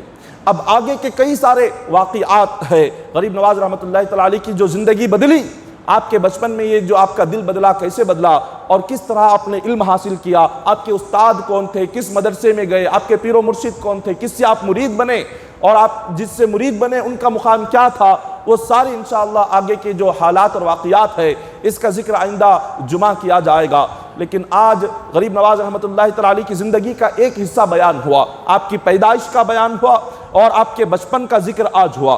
غریب نواز کی پیدائش سے لے کر 15 سال تک کیا حالات پیش آئے آپ کی زندگی میں اس کو بیان کیا گیا۔ اب 15 سال کے بعد آپ نے علم جو حاصل کیا، کس مدرسے سے حاصل کیا، کس استاد سے حاصل کیا، وہ ساری باتیں آئندہ جمعہ آپ کے سامنے ذکر کی جائیں گی، لہٰذا آپ جلد از جلد فوراً اذان کے بعد سے تقریر کا سلسلہ شروع ہوگا، آپ اذان کے بعد سے مسجد میں تقریر کے لیے سننے کے لیے آپ حاضر ہو جائیں۔ اور ایک ضروری مسئلہ آپ یہ سماعت فرمائیں کہ جو اس مسجد میں قرآن پاک تسلسل سے ہم پڑھ رہے ہیں، یعنی فجر، مغرب، عشاء، ان 3 نمازوں میں قرآن پاک کو سیریل وائز پڑھتے ہوئے 4 مرتبہ ہم نے ختم کیا تھا الحمدللہ ماہ رمضان کے بعد سے۔ اب اس مرتبہ 5ویں مرتبہ قرآن پاک ختم ہو رہا ہے۔ بروز منگل کے دن عشاء کی نماز میں قرآن پاک مکمل ہو رہا ہے، اور حدیث پاک میں ہے جب قرآن ختم ہوتا ہے، قرآن پاک کے ختم کے وقت میں ہم جو دعا مانگتے ہیں اللہ وہ دعا ضرور قبول فرماتا ہے، تو لہٰذا بروز منگل نماز عشاء میں قرآن پاک ختم ہو رہا ہے، اس کے بعد خصوصی دعا ہوگی، آپ اس دعا میں شامل رہے، اللہ قرآن کے ختم کے صدقے میں ہماری دعائیں ضرور قبول فرمائیں گے۔ یہ اللہ کا کرم ہے کہ 5ویں مرتبہ ہم قرآن پاک کو یہ فرض نمازوں میں ختم کر رہے ہیں ماہ رمضان سے لے کر اب تک۔ پھر اس کے بعد آج منگل کی عشاء کے بعد سے لے کر چہارشنبے کے دن نماز فجر سے ایک نیا قرآن پاک، 6واں قرآن پاک شروع ہو جائے گا چہارشنبے کی فجر سے، تو لہٰذا آپ فجر، مغرب، عشاء ان 3 نمازوں میں بھی کوئی پابندی سے 1 مہینہ حاضر ہو جائے تو اس شخص کو مکمل قرآن سننے کا موقع مل جائے گا۔ یعنی ماہ رمضان میں ہی ایک ہی ہمیں قرآن سننے کا موقع ملتا تھا، لیکن الحمدللہ اللہ تبارک و تعالیٰ کا کرم، حضور پاک کے نالے پاک کا صدقہ ہے کہ آپ اگر ایک ماہ فجر مغرب عشاء آپ اس مسجد میں ہماری اقتداء میں اگر نماز پڑھ لیں گے تو ہر مہینہ ایک قرآن سننے کا موقع مل جائے گا۔ اور اس کے بعد جو ضروری بات یہ ہے وہ یہ کہ ماہ رجب میں حضرت امام جعفر صادق رضی اللہ تعالیٰ عنہ کی جو فاتحہ خوانی کی جاتی ہے، جس کو کنڈے کی فاتحہ ہم کہتے ہیں، اس کے تعلق سے چند ضروری مسائل جو ہے جس کا جاننا ہمیں ضروری ہے۔ فاتحہ خوانی اصل کیا ہے؟ دیکھیے، آپ جس ولی کی بھی فاتحہ خوانی کرے، جس ولی کے نام پر بھی ایصال ثواب پہنچائے، چاہے وہ غریب نواز رحمۃ اللہ تعالیٰ علیہ ہو یا غوث پاک رضی اللہ تعالیٰ عنہ ہو، اس کا ذکر قرآن اور حدیث میں بالکل ہے۔ ایصال ثواب کرنا، کچھ اولیاء کے نام سے پڑھ کر اس کا ثواب پہنچانا، یہ تمام چیزیں قرآن اور حدیث میں بخاری اور مسلم کی حدیثوں سے ثابت ہے، کوئی حرج نہیں۔ لیکن یہاں پر ایک طریقہ، حضرت امام جعفر صادق رضی اللہ تعالیٰ عنہ کی جو فاتحہ خوانی ہوتی ہے، اس فاتحہ خوانی کے تعلق سے جو یہ سوچتے ہیں کہ اس فاتحہ خوانی میں گوشت نہیں بنانا، بالکل غلط ہے۔ ایسا سوچنا بالکل غلط ہے۔ اس کا ذکر قرآن اور حدیث میں کہیں نہیں ہے کہ حضرت امام جعفر صادق رضی اللہ تعالیٰ عنہ کی فاتحہ میں آپ کو گوشت نہیں بنانا ہے۔ اگر کوئی گوشت کھائے ہیں تو غسل کر کے وہاں پر جانا ہے، بغیر غسل کیے کہ نہیں جا سکتے، یہ سوچنا بالکل غلط ہے، جہالت ہے۔ قرآن اور حدیث کا علم آج ہمارے سینوں میں نہیں ہے، ہماری جہالت سے ہم ایسی باتیں کرتے ہیں۔ اور یہ سوچنا کہ اس فاتحہ خوانی میں اگر جانا ہو تو وہاں پر جو ہے ایک ہی دستر بچھانا ہے، وہ دستر نہیں اٹھانا اور وہ برتن نہیں اٹھانا، اور ایک ہی کمرے میں اس کو سجا کر رکھنا اور ہنڈیوں میں اس کو رکھنا اور اس کو سندل لگانا اور اس پر لال دھاگے باندھنا اور اس کمرے سے اس تمام چیزوں کو باہر نہیں نکالنا، اور وہاں پر جانے سے پہلے وضو کر کے جانا اور وہاں پر جا کر وہاں پیر پڑھ کر آنا، اور کسی کے گھر کو اس کھانے کو باہر نہیں نکالنا اور باہر ہاتھ نہیں دھونا، اندر دھونا، یہ ساری چیزیں جہالت ہے، غلط ہے، قرآن حدیث کے خلاف ہے۔ اس کا ذکر نہ قرآن میں ہے نہ حدیث میں ہے، کہیں نہیں ہے۔ یہ ہماری جہالت سے ہم نے بنا لیا ہے، یہ کہیں نہیں۔ اب صحیح طریقہ کیا ہے؟ امام جعفر صادق رضی اللہ تعالیٰ عنہ کی فاتحہ کا صحیح طریقہ، آپ کو اللہ نے جتنا بھی طاقت دیا، آپ جو پکا سکتے ہو، اللہ نے جس کو زیادہ مال عطا فرمایا ہو، کوئی گوشت بنا سکتے ہو، آپ یقیناً جیسے 11ویں شریف میں گوشت بنا کر فاتحہ خوانی کی جاتی ہے، اسی طرح اس فاتحہ خوانی بھی آپ گوشت یقیناً بنا سکتے ہیں۔ آپ اس طرح بنا کر دلائیں، جس کو اللہ نے طاقت نہیں دی ہے، اپنی طاقت کے لحاظ سے وہ جتنا جو پکا سکتے ہوں، جو بنا سکتے ہوں، آپ ضرور بنائیں۔ ایسا نہیں کہ اس فاتحہ میں اگر آپ کھیر پوریاں بنائیں گے تو ہی ہوگی ورنہ نہیں ہوگی، ایسا بھی نہیں ہے۔ یہ بنانا ہی ہے، یہ پکانا ہی ہے۔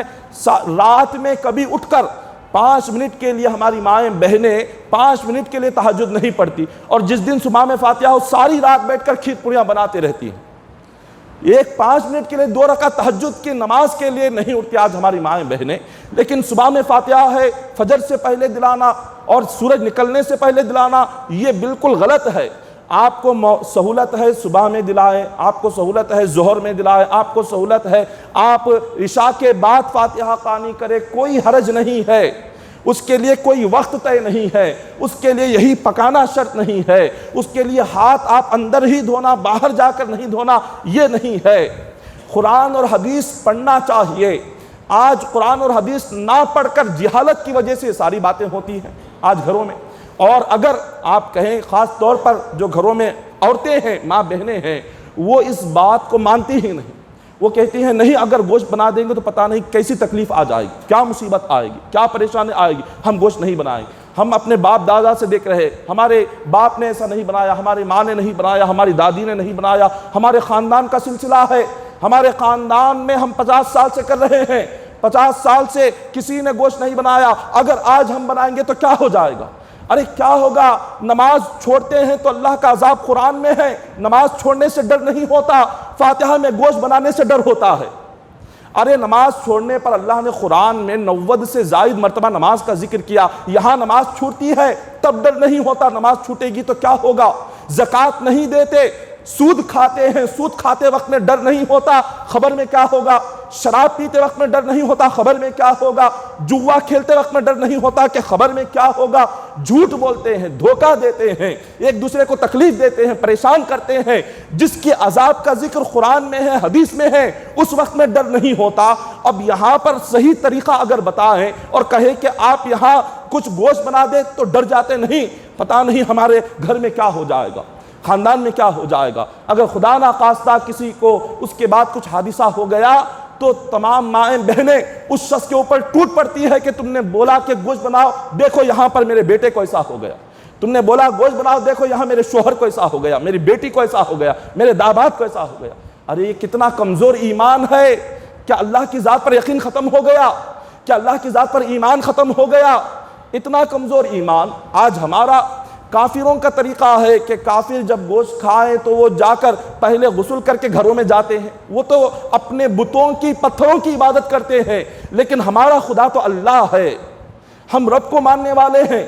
جب اس رب نے قرآن پاک میں کہیں پر یہ ذکر نہیں فرمایا، نہ حضور علیہ السلام نے کہیں پر اس کا ذکر فرمایا، بخاری اور مسلم اٹھا کر پڑھے، بخاری اور مسلم میں یہ ذکر آتا ہے کہ آپ اپنے بزرگان دین کے نام پر یا مرحومین کے نام پر جو بھی کریں، کھلائیں پلائیں، اللہ اس کا ثواب یقیناً عطا فرماتا ہے، اور ان کی روح کو اس کا ثواب پہنچتا ہے۔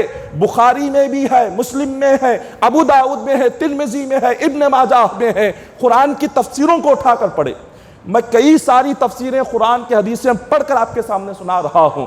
سب کچھ مطالعہ کرنے کے بعد یہ پتہ چلتا ہے یہ تمام چیزیں صحیح ہے، لیکن جو غلط ہم کرتے ہیں اس غلطی کو ہٹانا ہے۔ اب اس سے ہوتا کیا ہے، جو اولیاء کی محبت کا انکار کرتے ہیں، جو اولیاء کے ادب کا انکار کرتے ہیں، اولیاء کی زیارت کو جو کفر و شرک کرتے کہتے ہیں، انہیں موقع ملتا ہے، کہتے ہیں کہ دیکھو سنیت یہی ہے کہ گوشت کھا کر نہیں جانا، وہ مذاق بناتے ہیں۔ یہ غلط ہے، جو لوگ مذاق بناتے ہیں ڈرنا چاہیے۔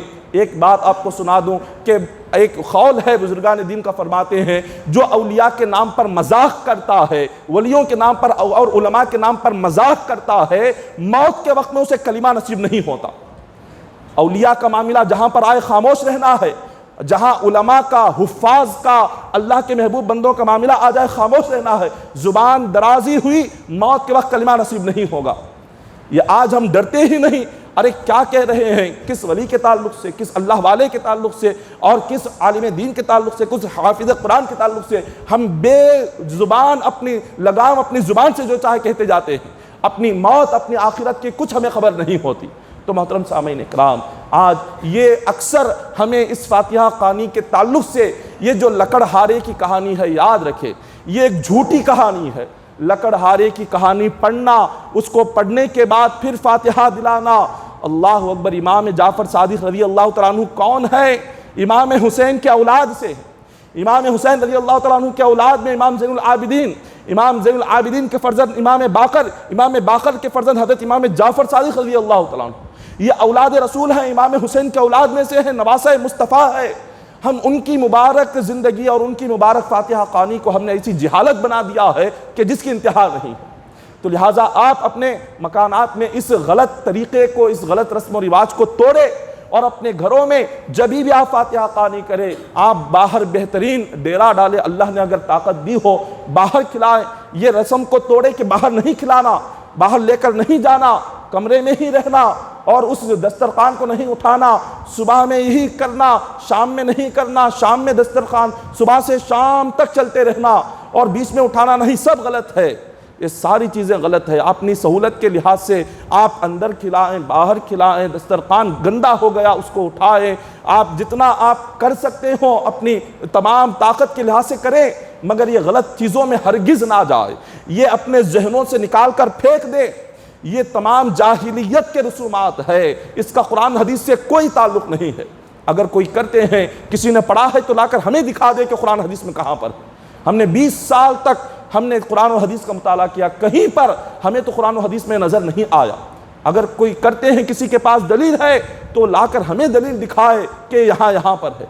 کسی کتاب میں اس کا ذکر آیا نہیں ہے، بخاری اور مسلم میں۔ تو لہٰذا محترم سامعین اکرام، امام جعفر صادق رضی اللہ تعالیٰ عنہ کی فاتحہ آپ اتنا سمجھے جیسے عام فاتحہ عام فاتحہ میں جو آپ پکا سکتے ہیں، جو کھلا سکتے ہیں، اسی طرح امام جعفر صادق رضی اللہ تعالیٰ عنہ کی فاتحہ خوانی میں بھی پکا سکتے ہیں، کھلا سکتے ہیں۔ اور اکثر یہ سمجھتے ہیں کہ یہ مرغ کا جو گوشت ہوتا ہے، مرغ کے گوشت پر فاتحہ نہیں چڑھتی، صرف آپ کو بکرے کا ہی گوشت بنانا ہے فاتحہ میں، یہ بھی بالکل غلط ہے۔ حضرت غوث پاک رضی اللہ تعالیٰ عنہ مرغ بڑے شوق سے کھاتے تھے، آپ بڑے شوق سے مرغ کھاتے تھے۔ اگر اللہ نے کسی کو طاقت نہیں دی، وہ اگر کسی مرغ کا گوشت فاتحہ میں بنانا چاہتے ہیں، چاہے وہ 11ویں میں ہو، امام جعفر صادق رضی اللہ تعالیٰ عنہ کی فاتحہ میں ہو، وہ بالکل بنا سکتے ہیں، فاتحہ بالکل ہو جائے گی، بالکل فاتحہ ہو جائے گی، اس میں کوئی حرج نہیں ہے کہ یہی پکانا ہے، یہ نہیں بنانا۔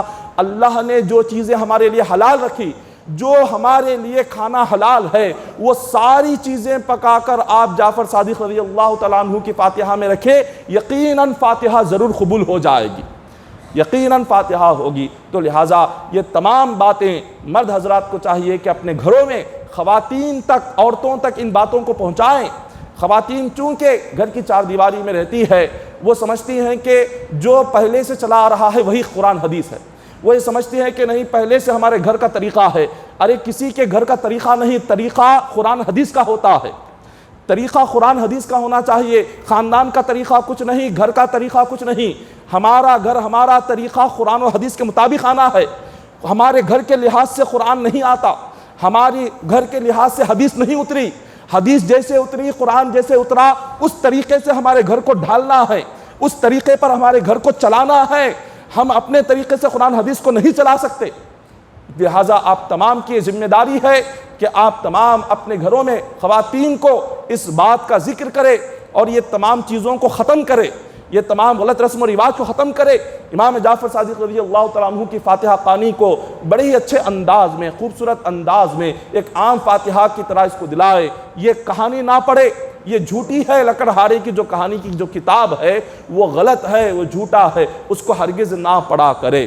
قرآن کی آیتیں پڑھے، قرآن کی آیتیں جو پڑھنے کی ہے اس کو پڑھے، کھانے پینے کی چیزیں سامنے رکھے، اور پھر اس کے بعد وہ ثواب حضرت امام جعفر صادق رضی اللہ تعالیٰ عنہ کو پہنچائے۔ اگر کوئی بیمار ہے یا کوئی رشتہ دار آ نہیں سکتے، ان کے گھر پر آپ توشہ بھجوائیں، جیسے آپ 11ویں میں بھجواتے ہیں یا دوسرے شادی بیاہ کے موقع پر بھجواتے ہیں۔ اگر کوئی نہیں آ رہے ہیں، ان کے گھر تک اس کو بھجوائیں، یہ بالکل جائز ہے، یہ کوئی غلط نہیں ہے۔ تو لہٰذا یہ تمام اہم باتیں ہیں، ان اہم باتوں پر آپ تمام کو عمل کرنا ہے، خود بھی عمل کرنا ہے، دوسروں کو بھی عمل کروانا ہے، ڈرنا نہیں۔ اس میں ڈرنے کی کیا بات ہے؟ قرآن و حدیث پر عمل کر رہے ہیں، پہلے غلط تھا، جب غلطی کرتے تھے تب نہیں ڈرتے تھے، اب قرآن پر عمل کرنے کی باری ہے، اب کیا ڈرنا؟ اب تو صحیح علم معلوم ہو رہا ہے، تو اس صحیح طریقے پر ہم تمام کو عمل کرنا چاہیے۔ دعا ہے کہ اللہ تبارک و تعالی ہم تمام کو کہنے سننے سے بڑھ کر عمل کرنے کی توفیق عطا فرمائے۔ الہ العالمین ہم تمام کو مولا امام جعفر صادق رضی اللہ تعالیٰ عنہ کی فاتحہ صحیح طریقے سے کرنے کی توفیق عطا فرما۔ الہ العالمین ہم تمام کو علم دین سیکھنے کی توفیق عطا فرما، علم دین پر عمل کرنے کا جذبہ عطا فرما۔ الہ العالمین اولیاء کرام سے سچی عقیدت اور محبت رکھنے کی توفیق عطا فرما۔ مولا اولیاء کرام کے صدقے میں ہم تمام کو دنیا اور آخرت میں کامیابی عطا فرما۔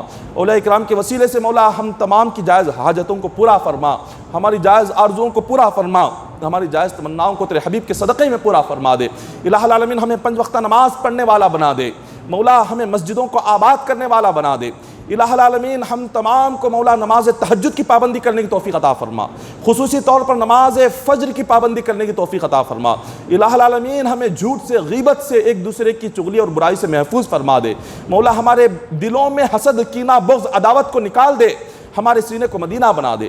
ہر مومن کو حج بیت اللہ کی سعادت نصیب فرما، ہر مومن کو گنبد خضرا کی زیارت نصیب فرما، حلال روزی ہمیں عطا فرما، حلال روزی عطا فرما، حرام رزق سے ہم تمام کو محفوظ فرما، حرام رزق سے ہم تمام کو محفوظ فرما، صحیح طریقے سے، حلال طریقے سے ہمیں روزی کمانے کی توفیق عطا فرما، غلط طریقے سے، جھوٹ سے، غیبت سے، حرام طریقے سے رزق کمانے سے ہمیں محفوظ فرما دے۔